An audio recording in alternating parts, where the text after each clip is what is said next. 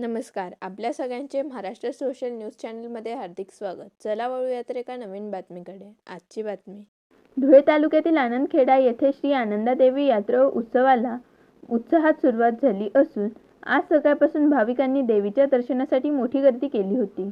यावेळेस काही भाविकांनी नवस मागितले तर काही भाविकांनी आपले नवस पूर्ण झाल्याने नवसपूर्ती केली. यात्रा निमित्ताने सायंकाळी लोकनाट्याचेही आयोजन करण्यात आले होते. यात्रा उत्सवाच्या यशस्वी आयोजनासाठी गावातील मान्यवरांनी पुढाकार घेतला.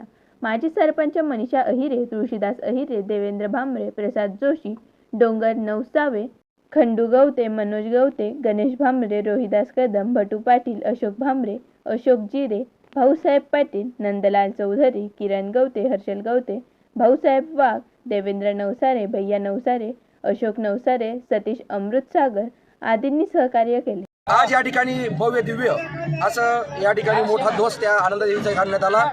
ध्वज काढल्यानंतर त्या ठिकाणी जो 4 वाजता त्या ठिकाणी तगतराव हा पूर्ण गावभर त्या ठिकाणी काढला जात असतो. तगतराव झाल्यानंतर रात्री महाप्रसादाचं आयोजन या ठिकाणी करण्यात येत असतं.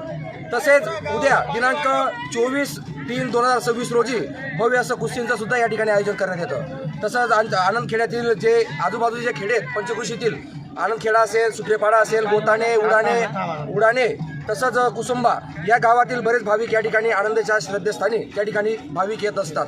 त्याच पद्धतीने या ठिकाणी आमच्या हर हर महादेव भाऊसाहेब वाघ यांच्या मार्फत या ठिकाणी पाणीपोईचं आयोजन त्या ठिकाणी करण्यात येत असतं.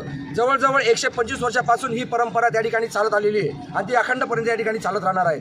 मी सर्व आनंदखेडच्या ग्रामस्थांच्या वतीनं आणि आनंदखेड्यातील सर्व पंचकृषीच्या वतीनं आलेल्या सर्व भाविकांचं या ठिकाणी हार्दिक स्वागत करतो.